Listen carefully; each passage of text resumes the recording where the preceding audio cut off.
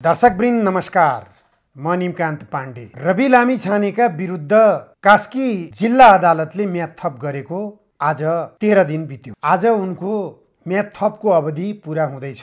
विधिसम्मत यदि भन्ने हो भने भोलिदेखि सरकारी बिदा छ। प्रहरीले आज फेरि अदालतमा कि त म्याद थप गराउनको लागि कि त अब मुद्दा चल्ने आधार देखिएन, पूर्वपक्षमा अथवा साधारण तारिखमा राखेर मुद्दाको पूर्वपक्ष गर्नको निम्ति भनेर प्रस्ताव लगेर जानुपर्ने हो अदालतमा। तर यो सहजीकरणतर्फ कास्की प्रहरी जाने उसको चाहना भए पनि, जानै पर्ने परिस्थिति अनुसन्धानका क्रममा देखा परिरहेको भए पनि स्वतन्त्र छैनौ, उले स्वतन्त्रपूर्वक अनुसन्धान गरिरहेको छैन, गर्न पाइरहेको छैन भन्ने कुरा बुझ्न सकिन्छ स्पष्ट रूपमा। कि पहिलो पटक म्याद थप गर्न अदालतमा उपस्थित गराइँदै गर्दा रवि लामिछानेले सञ्चारकर्मीहरूको प्रश्नको जवाफ दिने क्रममा के बोल्ने क्रममा अलिकति आक्रामक शैलीमा आफूलाई प्रस्तुत गरे। उनले आक्रामक शैलीमा प्रस्तुत गर्ने क्रममा त्यहाँ कास्की जिल्लाका प्रमुख जिल्ला अधिकारी पनि उपस्थित थिएनन् र कास्की जिल्लाका प्रहरी प्रमुख पनि त्यहाँ उपस्थित थिएनन्। तर ती दुवैजनालाई गृह मन्त्रालयले कारबाही गर्यो, त्यहाँबाट सरुवा गर्यो। यसैबाट प्रश्न हुन्छ कि रवि लामिछानेलाई सजिलैसँग सरकारले उन्मुक्ति दिनेवाला छैन। जसरी हुन्छ रवि लामिछानेलाई फसाउने कसरी, त्यो फसाउने ताना बाना योजना बनाउँदैछ सरकारले, खास गरेर गृह मन्त्रालयले। त्यो प्रयास स्वरूप चितवनबाट पनि सिडिओ र प्रहरी प्रमुखको सरुवा गरियो। यो पनि सार्वजनिक भइसकेको विषय हो। त रवि लामिछानेको विरुद्धमा अनुसन्धान सुरु भएको 13 दिन बित्यो। 13 दिन बित्दा पनि सूर्यदर्शन सहकारीमा रवि लामिछानेले सहकारी ठगी गरेको, सङ्गठित अपराध गरेको अथवा ती सँगै सबैसँग जोड्दाखेरि उनले कतै सम्पत्ति जोडेका छन् कि भन्नको निम्ति सम्पत्ति शुद्धिकरण तर्फ पनि आकर्षित भइराखेको छ। त्यतातिर पनि कुनै कानुनी आधार फेला परिरहेको छैन रवि लामिछानेलाई मुद्दा लगाउनको निम्ति। सम्पत्ति शुद्धिकरणको सवालमा पनि रवि लामिछानेले आफ्नो सम्पत्तिको जे जति विवरण पेश गरे त्यो विवरण अनुसन्धान गर्दाखेरि प्रहरी आफै चकित भएको छ। कतै पनि मुद्दा लगाउने आधार पाइरहेको छैन। सङ्गठित अपराध त झन् कतैबाट पनि पुष्टि हुँदैन। त्यसकारण अब कतैबाट फेला पर्छ कि भनेर विभिन्न, मैले पहिले पनि चर्चा गरिसकेको छु, रूपन्देही जिल्ला अदालतमा सुप्रिम सहकारीबाट कर्जा लिएको पहिलेदेखि चर्चा भइरहेको छ। चितवनमा पनि कर्जा लिएको भनेर चर्चा आइरहेको पहिलेदेखि। अनि चर्चैको क्रममा वीरगञ्जको सानो पाइला सहकारीबाट 8 करोड अझ रवि लामिछाने प्रहरीको हिरासतमा गइसकेपछि पनि केही सञ्चार माध्यमहरूमा यो निकै महत्त्वका साथ प्रकाशन भइरहेको छ कि वीरगञ्जबाट सानो पाइला सहकारीबाट रवि लामिछानेले 8 करोड रुपियाँ कर्जा लिएको भौचर फेला पर्यो भनेर भनिएको छ। भौचर त कास्कीको पनि फेला परेको थियो, रूपन्देहीको पनि फेला परेको थियो, चितवनको पनि फेला परेको थियो। अनि आजका र हिजोका केही सञ्चार माध्यमहरूमा अर्को चर्चा आइरहेको छ कि काठमाडौँ स्थित स्वर्णलक्ष्मी सहकारीबाट रवि लामिछाने र जीवी राईले संयुक्त रूपमा 2वटा गाडीहरू खरिद गर्नको निम्ति कर्जा लिएको संयुक्त नामको भौचर फेला पर्यो भन्ने कुरो आइरहेको छ।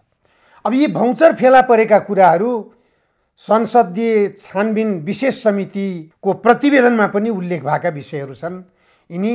तर प्रतिवेदनले स्पष्ट रूपमा भनेको छ कुनै पनि सहकारीबाट रवि लामिछानेले रकम लिएको प्रमाणित हुने किसिमको कागजहरू केही पनि छैन। त यो चर्चाकै क्रममा 5वटा जिल्लामा सञ्चालित सहकारीहरूबाट रवि लामिछाने कास्की पोखरा, रवि लामिछाने बुटोल, रवि लामिछाने वीरगञ्ज, रवि लामिछाने चितवन, रवि लामिछाने काठमाडौँ, यति 5वटा जिल्लामा रवि लामिछानेले सहकारीहरूबाट कर्जा लिएको भनेर ती सहकारीहरूको दस्तावेजले बोल्यो। दस्तावेजहरूमा अथवा भौचरको रूपमा ती सहकारीहरूमा फेला परेका छन्। तर कतै पनि रवि लामिछानेको दस्तखत छैन। दर्शकवृन्द, हामी अनुमान गरौँ कुनै पनि सहकारीमा सम्बन्धित कर्जा लिने व्यक्तिले दस्तखत नगरेर कर्जा प्रवाह हुन सक्छ कि सक्दैन, गम्भीर भन्ने विषय हो। कर्जा प्रवाह भएको छ तर जसको नाममा कर्जा प्रवाह गरिएको छ उसको दस्तखत कतै पनि छैन भन्ने कुरा संसदीय छानबिन विशेष समितिले पुष्टि गरिसकेको छ र कास्की प्रहरीले सूर्यदर्शनको सन्दर्भमा पुष्टि गरेको छ। सुप्रिम सहकारी सन्दर्भमा रूपन्देही प्रहरीले पनि पुष्टि गरिसकेको विषय हो यो। तथापि अहिले सरकारी तहबाट दबाब सृजना भएर रवि लामिछानेको विरुद्धमा कास्कीले पनि पक्राउ पूर्जी जारी गराएको छ, रूपन्देहीले पनि पक्राउ पूर्जी जारी गराएको छ। अब चितवनले पनि पक्राउ पूर्जी जारी गराउने होला, वीरगञ्जले पनि 12 पर्सा त्यसले पनि पक्राउ पूर्जी जारी गराउने होला र काठमाडौँ प्रहरीले पनि पक्राउ पूर्जी जारी गराउने होला पक्कै पनि। किनभने नियत छ, सरकारले जो नियत लिएको छ त्यो नियतलाई कार्यान्वयन गर्नुपर्ने प्रहरीको विशेष जिम्मेवारी हुन्छ, त्यो कर्तव्य नै बन्न जान्छ। सरकार मातहतको प्रहरी हो, प्रहरीले सरकारबाट जे काम लगाइन्छ त्यो काम जिम्मेवारीपूर्वक गर्नुपर्ने उसको बाध्यता हुन्छ। सरकारले लाए अराए खटाएको काम यदि प्रहरीले गरेन भने प्रहरी सरकारको अथवा मन्त्रीहरूको कोपभाजनमा पर्छ भन्ने कुरा विगतकालका धेरै दृष्टान्तहरू छन्। यी दृष्टान्तहरूको मैले पहिले पनि धेरै चर्चा गरिसकेको छु। त्यसकारण प्रहरी अधिकृतहरू भयभीत हुनुपर्छ, डरले त्राहिमाम हुनुपर्छ कि सरकारको उद्देश्य के छ, सरकारको नियत के छ, सरकारको चाहना के छ, सरकारको चाहना अनुसार काम गर्नुपर्छ। अनि यो लोकतन्त्र हो त। मैले लोकतन्त्र बारेमा चर्चा गर्न खोजेको। राणाकाल भोगियो, राणाकालमा राणा शासकहरूले जे अराउँथे प्रहरी प्रशासनलाई, सेनालाई, राणा शासकहरूको चाहना बमोजिम काम गर्नुपर्ने बाध्यता हुन्थ्यो त्यो बेलाका प्रहरी प्रशासन अथवा सेनालाई समेत। पञ्चायतकाल आयो, 30 वर्ष बिताइयो पञ्चायतकालमा। त्यो पञ्चायतकालमा पनि त्यही प्रवृत्ति थियो। पञ्चायती शासकहरूको चाहना विपरीत प्रहरी अधिकृतहरूले कुनै पनि काम गर्न सक्दैनथे। बरु मन्त्री प्रधानमन्त्रीहरूको चाहना विपरीत पनि प्रहरीहरू अगाडि बढ्न सक्थे। कारण त्यो के थियो भनेपछि त्यो बेला मन्त्री प्रधानमन्त्रीहरूभन्दा माथि एउटा संस्था थियो, त्यो भनेको राज संस्था थियो। राज संस्थाबाट पनि प्रहरीहरू परिचालित हुने गर्थे। राज संस्थाबाट परिचालित हुने गरेका प्रहरीहरूले पञ्चायतकालका मन्त्री प्रधानमन्त्रीहरूको आज्ञापालकको भूमिकामा आफूलाई यसरी प्रस्तुत गर्दैनथे जसरी आजका प्रहरीहरूले आफूलाई प्रस्तुत गर्न बाध्यता भइरहेको छ। गणतन्त्र आइसकेपछिको अवस्था भन्दा पहिलेको 12 वर्षको पनि चर्चा गरौँ। संवैधानिक राजतन्त्रकालको 12 वर्ष, जहिलेदेखि प्रहरीहरू गणतन्त्रवादी नबन्दै अथवा संवैधानिक राजतन्त्रवादीको दायरामा रहँदासम्म पनि प्रहरीहरू संवैधानिक राजतन्त्र अन्तर्गतको राज संस्थाभित्रैबाट पनि निर्देशित र परिचालित हुने गर्दथे। त्यसकारण पनि त्यो संवैधानिक राजतन्त्रकालका मन्त्री र प्रधानमन्त्रीहरूको पनि त्यति आज्ञा पालन गर्नुपर्ने अवस्था थिएन। त्यो उदाहरण एउटा दिन सकिन्छ, अच्युत कृष्ण खरेलको प्रकरण। आइजिपीको रूपमा अच्युत कृष्ण खरेल पुगेका थिए, तर अच्युत कृष्ण खरेललाई त्यो बेलाका राजा वीरेन्द्रले सकेसम्म सरुवा नगर्ने, नचलाउने भनेर अडान लिन खोजेका थिए। तथापि नेकपा एमालेको तत्कालीन नेतृत्व माधव कुमार नेपाल महासचिव र उनकै सारथी सहयात्रीको रूपमा रहेका केपी शर्मा ओली, यी दुईजनाको दबावका कारणबाट सरकारको उपप्रधानमन्त्री तथा गृहमन्त्रीको जिम्मेवारीमा रहनुभएका वामदेव गौतमले पार्टीका नेताहरूको निर्देशन बमोजिम तत्कालीन प्रहरी महानिरीक्षक अच्युत कृष्ण खरेललाई सरुवा गर्नु पर्यो। यानि कि आजभोलि विद्युत प्राधिकरणका कार्यकारी प्रमुख कुलमान घिसिङलाई मैले 10 मिनटमा सरुवा गर्न चाहेँ भने 10 मिनटमा मैले कुलमान घिसिङको सरुवा गरिदिन सक्छु अथवा उनलाई हटाउन सक्छु भनेर ऊर्जा मन्त्री दीपक खड्काले जो बोलिराखेका छन्, यस्तै परिस्थितिको सृजना भएको थियो अच्युत कृष्ण खरेलको हकमा। प्रहरी महानिरीक्षक नै गृहमन्त्रीको आज्ञा विपरीत, अनुमति विपरीत, चाहना विपरीत यदि चल्न खोज्यो भनेपछि गृहमन्त्रीले 10 मिनटमै हटाउन सक्छन् भन्ने कुराको त्यो दृष्टान्त हो अच्युत कृष्ण खरेलको दृष्टान्त। अहिले ऊर्जा मन्त्री दीपक खड्काले बोलेको पनि एउटा उदाहरण हो। कति सुरक्षित छन् त अहिले गणतन्त्रको शासन पद्धतिमा नेपालका कर्मचारीहरू, नेपालका सबै कर्मचारीहरू यही अवस्थामा छन् जुन अवस्थामा दीपक खड्काले कुलमान घिसिङलाई 10 मिनटमा मैले हटाइदिन सक्छु भनेर चुटकी बजाउँदै आफ्नो अभिव्यक्ति भिडियोमा भाइरल गराउनु भएको छ। त्यसबाट स्पष्ट हुन्छ कि निजामती कर्मचारीहरूको अवस्था के छ। राजनीतिक दलका नेताहरू जो सरकारको जिम्मेवारीमा पुगेका छन् उनीहरूले भन्दै आएका छन् कि निजामती कर्मचारीहरूको कारणले गर्दाखेरि अथवा स्थायी सरकार, निजामती कर्मचारीलाई स्थायी सरकार पनि भन्ने गरिन्छ। राजनीतिक नेतृत्वमा आउने सरकार पटक पटक फेरबदल हुन्छ भने निजामती सरकार फेरबदल हुँदैन। त्यसकारण त्यो निजामती कर्मचारीहरूलाई स्थायी सरकार भन्ने गरिन्छ। निजामती कर्मचारीहरूकै कारणबाट सरकारले राम्रो काम गर्न सकेको छैन, सुशासन दिन सकेको छैन। त्यसकारण आमूल परिवर्तन गर्नुपर्छ निजामती कर्मचारी क्षेत्रमा भन्ने हुङ्कार पनि कहिलेकाहीँ राजनीतिक दलका नेताहरूले आफू ओहदामा बसेको बेलामा अथवा सरकारको नेतृत्वमा मन्त्री भएको बेलामा होस् अथवा प्रधानमन्त्री भएको बेलामा होस्, सबै जिम्मेवारीमा पुगेका बेलामा बोलिरहेको सुनिन्छ। तथापि त्यो अवस्था होइन भन्ने कुरा अहिलेका ऊर्जा मन्त्री दीपक खड्काको भनाइबाट प्रश्न हुन्छ। कुनै पनि कर्मचारीलाई 10 मिनटमा हटाउन सकिन्छ, चाहे राम्रो काम गरेको होस् चाहे नराम्रो काम गरेको होस्। मुख्य कुरा मन्त्रीहरूको इच्छा विपरीत काम गरेका छ भने 10 मिनटमा कर्मचारीहरू हटाइन सक्छन्। कर्मचारीका उच्च होदाका कुनै पनि कार्यालयको पहिलो व्यक्ति हटाइन सक्छ। यो अहङ्कार प्रधानमन्त्री केपी ओलीबाट पनि आइरहन्छ पटक पटक र ऊर्जा मन्त्रीबाट आइरहेको छ, गृहमन्त्रीबाट पनि आइरहेको छ। यी सबै गतिविधिहरूबाट देखिरहेछौँ। गृहमन्त्रीले त चुटकीको भरमा 2 मिनटमा कास्की जिल्लामा रवि लामिछानेले के बोले, किन बोले, लोकतन्त्रमा जे मन लाग्यो त्यही बोल्न पाइन्छ भन्ने अभिव्यक्ति सार्वजनिक गर्दै त्यहाँका प्रमुख जिल्ला अधिकारी र प्रहरी प्रमुखको सरुवा गरेबाट पनि थाहा पाउन सकिन्छ कि कुनै पनि जिल्लाका प्रमुख जिल्ला अधिकारी र प्रहरी प्रमुखहरूले गृहमन्त्रीको चाहना विपरीत कुनै पनि काम गर्न सक्दैनन् भन्ने कुरा स्पष्ट हुन्छ। यो हालत छ लोकतन्त्रको, गणतन्त्रका जिल्लाका प्रमुखहरूको यो हालत छ। उनीहरू स्वतन्त्र विवेकले काम गर्न पाउँदैनन्, काम गर्ने अधिकार छैन उनीहरूलाई। त्यसै गरिकन स्थानीय निकायको कुरा गरौँ, तपाईँ स्थानीय तहका निर्वाचित पदाधिकारीहरूको सन्दर्भमा जाउँ, उनीहरूको अवस्था के छ? अहिले काठमाडौँ महानगरपालिकाका मेयर र प्रधानमन्त्री केपी शर्मा ओली बीचको द्वन्द्वलाई हेरेपछि छर्लङ्ग हुन्छ। धरहरा सञ्चालन गर्नको निम्ति मन्त्रालयले एउटा कुनै निजी कम्पनीलाई ठेक्का दिने तयारी भयो। काठमाडौँ महानगरपालिकाले म आफै सञ्चालन गर्न सक्छु भनेर पत्राचार गर्दा पनि मन्त्रालयले यसमा सहजीकरणको भूमिकामा आफूलाई प्रस्तुत गर्न चाहेन। उसले निजी क्षेत्रलाई नै ठेक्का दिने र त्यो ठेक्काबाट कमिसन पाउने, त्यो बाहेक अरू केही पनि होइन। दिएत ठेक्काबाट कमिसन पाउने र त्यो जनताबाट पार्किङ शुल्कको नाममा अथवा अरू विभिन्न खालका बहानामा रकम वसुल गर्ने खेलमा लाग्यो। त्यसमा महानगरपालिकाका मेयर बालेन शाहले जनतालाई निशुल्क पार्किङ र निशुल्क अवलोकनको व्यवस्था पनि महानगरपालिकाले मिलाउन सक्छ। त्यसको निम्ति महानगरपालिका तयार छ। महानगरपालिकासँग जनशक्ति पनि छ, महानगरपालिकासँग योजना पनि छ।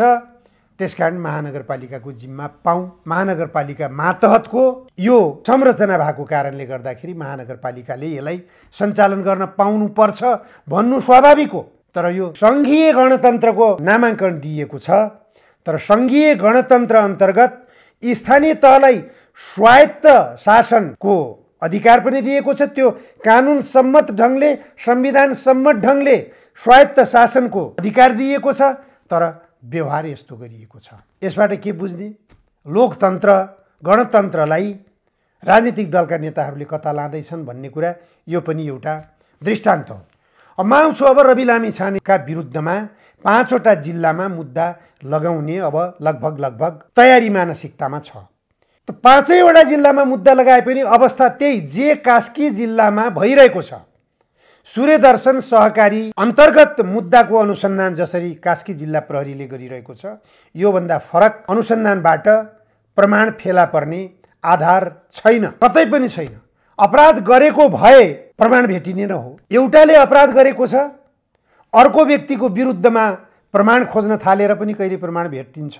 मैले बारम्बार भनिरहेको छु, रवि लामिछानेले गल्ती गरेको छ भनेपछि गोर्खा मिडिया प्रालीमा जीवी राईले ल्याएको जो रकम हो त्यो रकम खर्च गर्ने काममा रवि लामिछानेले गरेको यदि कतै गल्ती भेटिन्छ भने त्यो गल्ती हुन सक्छ, त्यो असावधानी हुन सक्छ। त्यहाँ कुनै असावधानी भएको छ, त्यहाँ कुनै गल्ती भएको छ भनेपछि सहकारी ऐन अन्तर्गत होइन, कम्पनी ऐन अन्तर्गत रवि लामिछानेको अपराध साबित हुन सक्छ अथवा अभियोग साबित हुन सक्छ।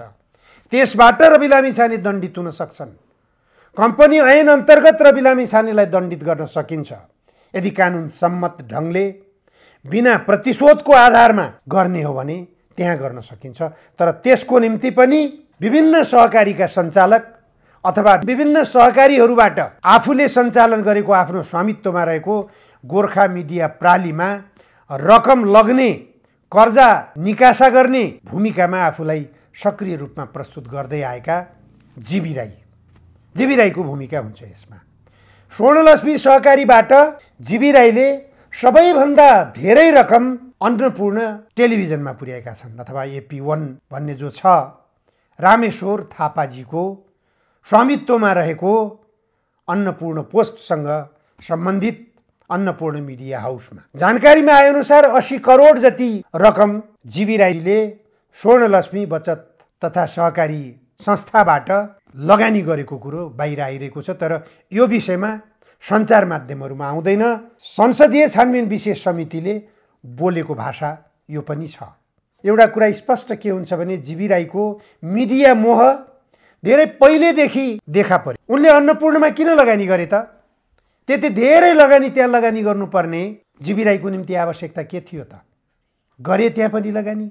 मिडियाबाट चर्चित बन्ने आफ्नो चाहनालाई पुरा गर्नको निम्ति उनी अन्नपूर्ण पोस्टका मालिक क्याप्टेन रामेश्वर थापा जसलाई भनिन्छ उनीसँग पनि जोडिन प्रयास गरेका त रहेछन् नि त। त्यो सहकारीको रकम त्यहाँ पनि लगानी भएको छ भने त्यसको छानबिन अनुसन्धान गर्नतर्फ अहिलेको यो केपी ओली र शेरबहादुर देउवाको गठबन्धन सरकार किन मौन छ? किन त्यसतर्फ उदासीन छ? यो प्रश्न गम्भीर रूपमा आउँछ। रवि लामिछाने विरुद्ध आक्रामक कारबाही अगाडि बढाइरहेको अवस्थामा रामेश्वर थापातर्फ किन अगाडि बढेन? यो प्रश्न स्वाभाविक रूपमा आउँछ। त्यसैगरी गोर्खा मिडिया प्राली स्थापना गरिसकेपछि गोर्खा मिडिया प्रालीमा रवि लामिछाने प्रवेश भएबाट पनि बुझ्न सकिन्छ कि रवि लामिछानेलाई गोर्खा मिडिया प्रालीमा तानेर त्यसबाट ग्यालेक्सी 4K टिभी सञ्चालन गरेर ग्यालेक्सी 4K टिभीमा रवि लामिछानेलाई ल्याएर रवि लामिछानेबाट मनज्ञ आम्दानी गर्ने जीवी राईको योजना थियो। यो प्रश्न छ, प्रश्न रूपमा बुझ्न सकिन्छ। जीवी राईले रवि लामिछानेलाई गोर्खा मिडियामा ल्याउनकै लागि 15% सेयरको आश्वासन पनि दिए। त्यो स्वामित्व सेयर बापतमा कायम पनि गरिदिए। त्यसबाट उनले स्वेट सेयर बापतमा भनेर पारिश्रमिकबाटै कट्टी गर्ने गरिकन यति राम्रो प्रस्ताव गरे कि जुन प्रस्तावको कारणबाट रवि लामिछानेले जीवी राईको प्रस्तावलाई अस्वीकार गर्न सकेनन्। अस्वीकार नगरेको परिणति आज भोगिरहेका छन् उनले। जीवी राई लुकिरहेका छन्।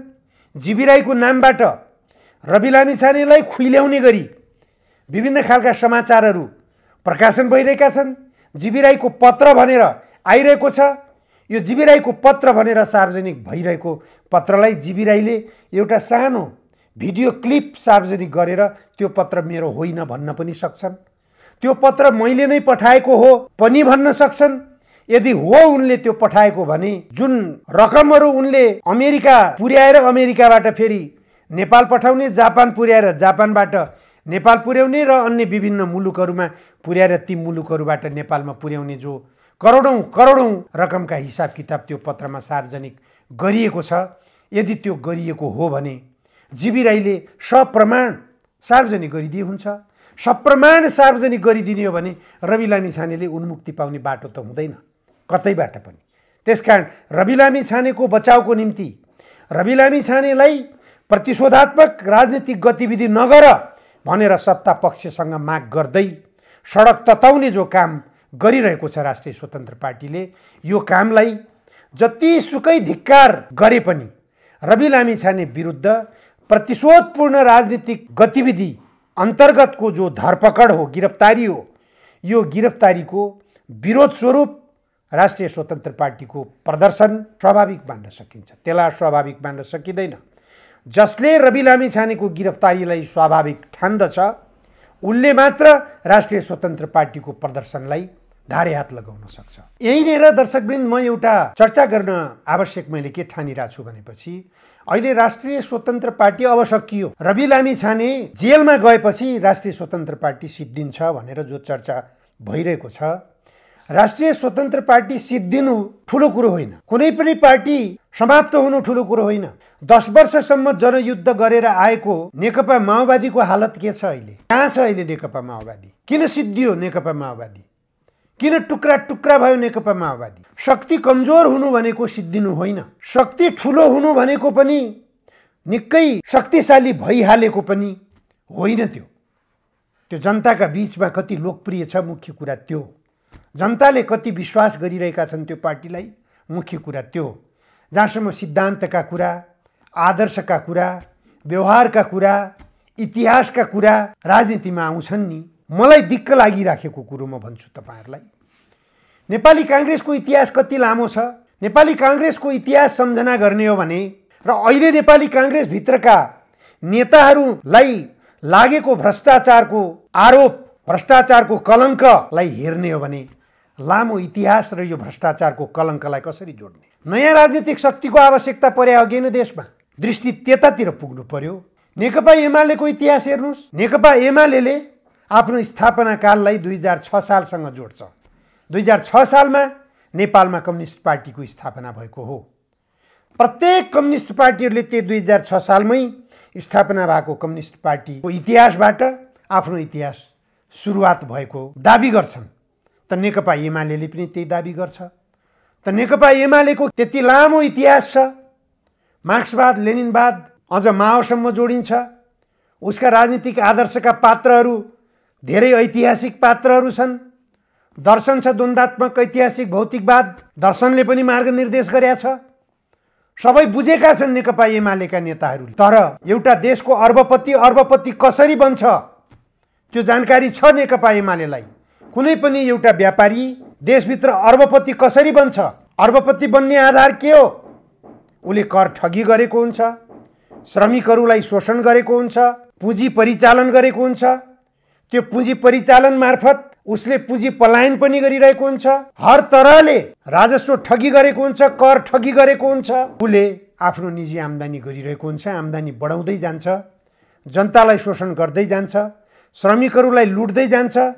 नत्र कुनै पनि उद्योगपतिको कारखानामा काम गर्ने माथिल्लो तहको कामदार, चाहे म्यानेजर भनौँ चाहे तल्लो तहको काम गर्ने एउटा स्विपर भनौँ, उनीहरूको सम्पन्नता किन चुलिएको पाइँदैन? उनीहरूलाई खाना लगाउन पनि किन समस्या पर्छ? तर त्यही उद्योग सञ्चालक एउटा उद्योगपतिलाई अर्बपति बन्ने सौभाग्य कसरी प्राप्त हुन्छ? त्यो हैसियत कसरी प्राप्त गर्छ? त्यसतर्फ पनि हामी ध्यान पुर्याउँ। अनि त्यही अर्बपति देशको कम्युनिस्ट आन्दोलनको बागडोर हाँकिरहेको केपी ओलीको आँगनमा गएर गीत गुन्जन गर्छ अनि कार्यकर्ता पंक्तिलाई केपी बा भन्ने सन्देश दिन पुग्छ। यसलाई कसरी ग्रहण गर्ने? कम्युनिस्ट आन्दोलनमा जोडिएकाहरूले यसलाई कसरी हेर्ने? र यो कम्युनिस्ट आन्दोलनमा जोडिएका लामो इतिहास भएका नेताहरूको यो क्रियाकलापले वैकल्पिक राजनीतिक शक्तिको आवश्यकता महसुस गराउँछ कि गराउँदैन? गराउँछ निश्चित रूपमा।